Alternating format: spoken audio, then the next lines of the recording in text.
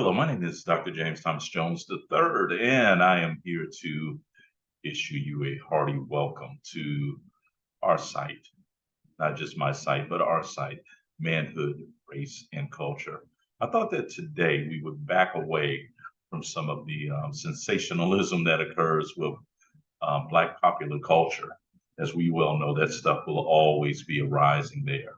Most notably, the issue with Carly and the idea of if there was a baby, if there wasn't a baby, was the system misleading? I think that we've all listened to the authorities and come down with the idea that there was some mistruths being shared by that system. However, let's move on to, and not that to belittle her life and her safety and push for her safety, but I think that we should move forward.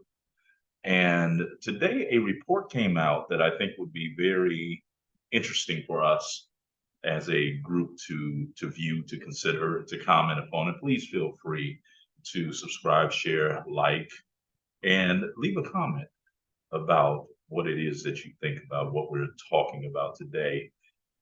It would be greatly appreciated. So today, we're going to deal with the peculiar children who are also known as Donald Trump supporters, the MAGA, trying to make America great again, according to their viewpoint.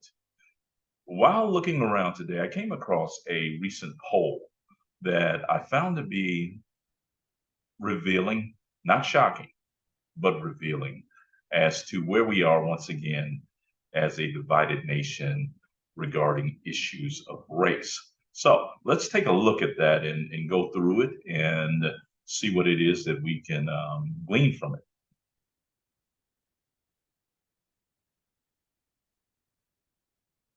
The poll that I'm referring to is actually a poll. The poll that I'm referring to is actually a poll that was created by, I highlighted it, Yahoo News / YouGov poll, and it's titled, Trump voters say racism against white Americans is a bigger problem than racism against Black Americans. Once again, let's go through that again. Trump voters say racism against white Americans is a bigger problem than racism against Black Americans. So let's read through this, and I actually chopped it up already to the best parts, what I would term the most relevant and best parts for us. And it is quite simply, I'll read it. Donald Trump voters believe that racism against white Americans has become a bigger problem than racism against Black Americans. The survey of 1,638 U.S. adults, which was conducted from July 13th through the 17th, about a week old, shows that among 2020 Trump voters, 62% say that racism against Black Americans is a problem today. Once again, let's go through that again. 62% of Trump voters say that racism against Black Americans is a problem today. While 73% say of these same voters, Trump voters, say that racism against white Americans is a problem. Asked how much of a problem racism currently is, just 19% of Trump voters describe racism against Black Americans as a big problem. Twice as many, 37%, say racism against white Americans is a big problem. A majority, 51% of white Americans, for instance, think racism against people who look like them is a problem. But overall, far more white Americans say racism against Black Americans is a problem. Very interesting data that is in many ways expected, that the further right white voters are in their political leanings, the less likely they are to believe that racism is impacting Black America at the same rate that it's affecting white America. The reasons for this are, from my perspective, that the population of individuals who are supporting Donald Trump are what historians would refer to as populist. They are the common popular man. And in today's society, it doesn't take us long to realize that there is, and there has historically always been, a direct correlation with actually an inverse relationship to a spike in racism following or in conjunction with a decline in the American economy. And I'll say that again because I kind of jumbled it going the first time. There's an inverse relationship between the economy and racism. As the economy struggles and declines, you'll see racism skyrocket. White Trump voters who have, for whatever reason, and that's a discussion for another day, the reason that they've decided to throw their allegiance and political power behind a figure who has never represented their best interests. If anything, he gives voice. He parrots what it is that he hears them saying, what he thinks that they need, which is quite simply jobs. And when you have a sort of a simple-minded, one-issue voter populace, that's kind of easy to do. Just always bring up the economy, always bring up jobs, always sort of come up with an idea that there is a behind-the-scenes conspiracy aimed at replacing you. And if you remember the guys at Virginia Tech who were carrying the tiki torches, utilizing the old German chant of "You will not replace us, you will not replace us."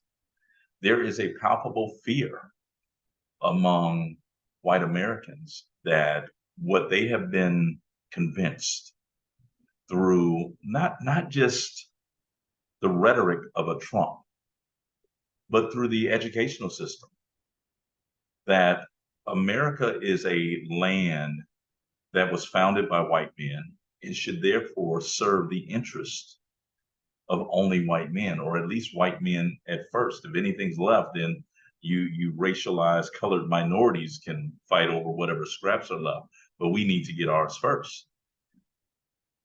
There is a general feeling amongst white America, quite simply, that birthright that their ancestors, their founding fathers laid, without any mention of the work of stolen Africans and their descendants, is being stolen right from under them. And they're willing to do anything to reassert their position as first-class Americans.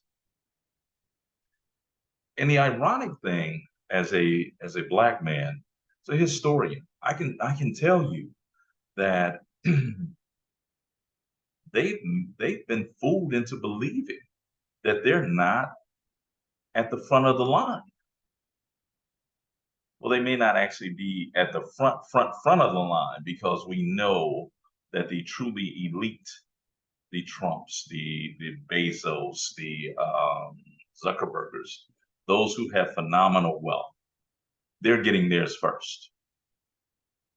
And these are the individuals that it is their wealth is being extracted off of the backs of all Americans.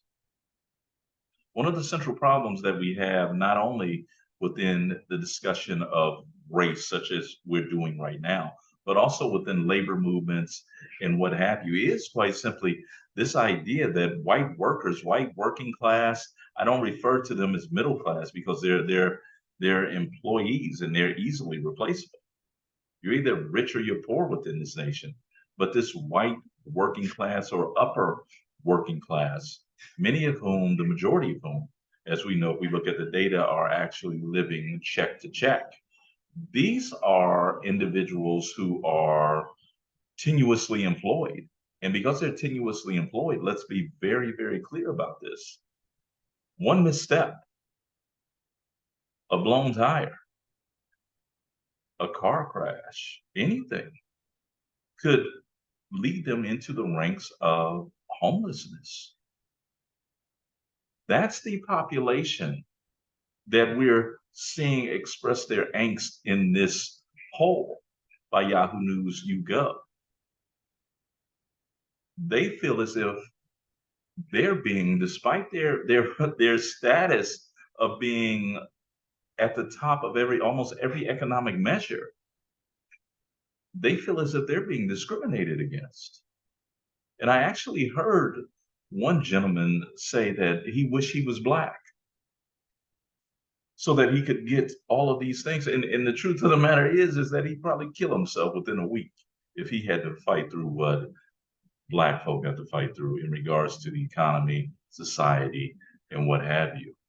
But there has been this extreme propaganda that births these moments right here, where we have, once again, 19% of Trump voters describing racism against Black Americans as a big problem, while 37% of these same voters say racism against white Americans is a big problem. Who's discriminating against them? That would be my question. Because they have a monopoly upon the economic resources, the job, the employment sector, and what have you. I'm just befuddled. But in many ways, I'm not befuddled because you're looking at a situation of indoctrination. They have been taught these very things, not only through the educational system, but through every form of media that one could ever imagine. And Trump panders to them. Many people pander to them because they are in many ways low information voters, barely educated, especially about matters such as economics and race. So ultimately, when you look at this, and this is one of the reasons why I wanted to do and address this issue when I saw it today, African Americans need to kind of distance themselves away from the silliness of social media and begin to deal with the real issues, political issues, historical issues, economic issues that affect them much more than if that sister was abducted or not. And as one of my very good friends, DeMarcus Hamilton, who has some fame within the hip hop world, always says, man, niggas show know how to waste some time. People, let's get to a point where we're wasting less and less time and diverting those energies towards building a Black America that will not only uplift Black America, but will also serve in aiding the entire nation. So have a wonderful day, and thank you for visiting this channel. And I hope that you will subscribe, like, share, and push the notification button if you like the type of programming, a intellectual perspective that is not going to be dealing necessarily with the sensationalism that we see, silliness impacting and affecting Black America. So God bless you, and we will hopefully see you very soon.